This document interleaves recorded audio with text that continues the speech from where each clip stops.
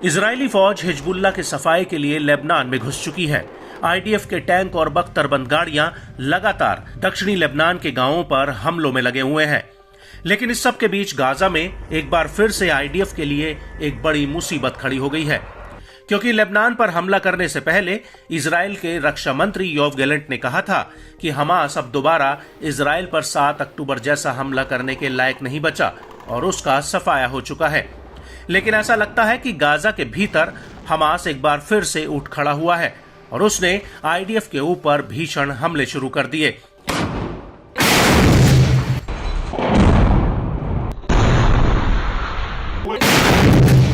दरअसल खान यूनिस में आईडीएफ पर एक बहुत बड़ा हमला हुआ है। यहां पर अल कासिम ब्रिगेड के लड़ाकों ने आईडीएफ के कई सैन्य वाहनों को उड़ा दिया। यह पूरा मामला पूर्वी रफा के अल फाखरी इलाके का बताया जा रहा है। हमास का कहना है कि उसने यह हमला हिजबुल्लाह प्रमुख हसन नसरल्लाह की मौत का बदला लेने के लिए किया है। हमास के मुताबिक वो आईडीएफ से नसरल्लाह की मौत का बदला हर हाल में लेकर रहेंगे।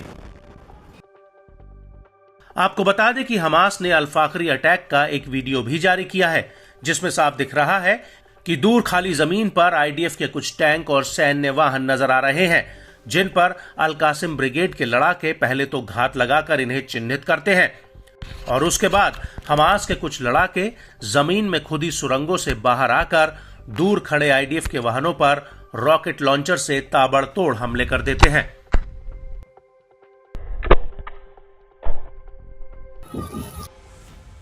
इसके बाद हमास का एक लड़ाका दूर बने आईडीएफ की एक चौकी पर रॉकेट से हमला करता है, जिसमें जोरदार धमाका होता है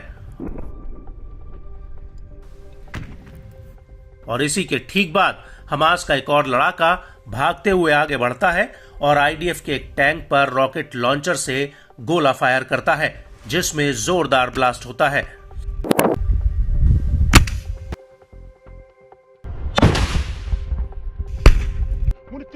और इस हमले के बाद हमास का लड़ाका वहां से भाग निकलने में कामयाब होता है और फिर इसके कुछ ही देर बाद अल कासिम का एक लड़ाका घर में छिपकर सामने से आ रहे आईडीएफ बुलडोजर और टैंक पर घात लगाकर उस पर रॉकेट फायर करता है और जैसे ही आईडीएफ के बुलडोजर और टैंक पर लगता है, वैसे ही इन दोनों वाहनों के परखच्चे उड़ जाते हैं। और इस हमले के बाद शाम के वक्त भी अल कासिम के लड़ाके एक बार फिर से आईडीएफ के टैंकों पर ताबड़तोड़ हमले करते हैं। अल कासिम के वीडियो में साफ दिख रहा है कि हमास का एक लड़ाका आईडीएफ के टैंकों पर ताबड़तोड़ रॉकेट बरसा रहा है और इन टैंकों में से एक के बाद एक धमाके होने लगते हैं।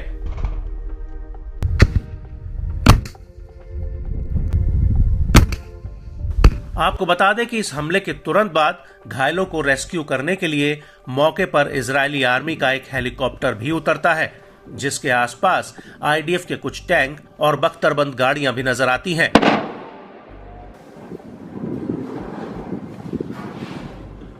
बड़ी बात यह है कि इस हमले के अलावा अल कासिम ब्रिगेड ने गाजा के भीतर आईडीएफ पर एक और बड़ा हमला किया है। दरअसल हमास की सैन्य शाखा अल कासिम ब्रिगेड ने एक वीडियो जारी करके अल तनौरा में आईडीएफ पर हुए हमले का सबूत दिया है। अल कासिम के वीडियो में साफ दिख रहा है कि सामने आईडीएफ का एक टैंक है और उसके ऊपर आईडीएफ का जवान चढ़ा हुआ है और टैंक से कुछ ही दूरी पर एक बख्तरबंद वाहन भी है और इसी दौरान अल कासिम का लड़ाका उस टैंक पर रॉकेट फायर कर देता है, जिसमें जोरदार ब्लास्ट होता है।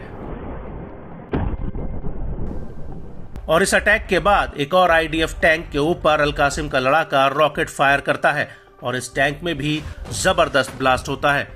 और इस हमले के बाद एक लड़ाका हरियाली के बीच छिपकर सामने खड़े आईडीएफ के टैंक और बुलडोजर पर रॉकेट लॉन्चर से हमला करता है, जिसकी वजह से इन दोनों वाहनों में बहुत बड़ा विस्फोट होता है और चारों तरफ सिर्फ धुएं का गुबार नजर आता है।